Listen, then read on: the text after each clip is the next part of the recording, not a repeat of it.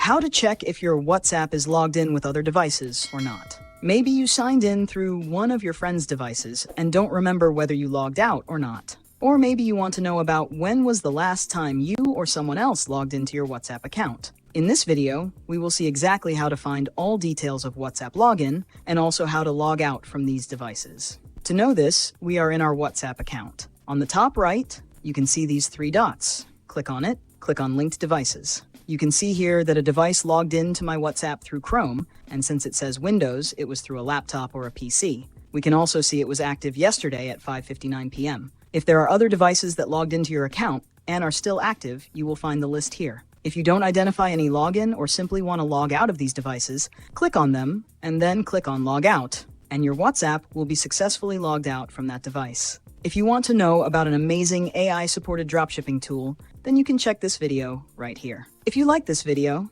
then do drop a like and subscribe to my channel for more such helpful videos. Thanks for watching. I will see you in a new video.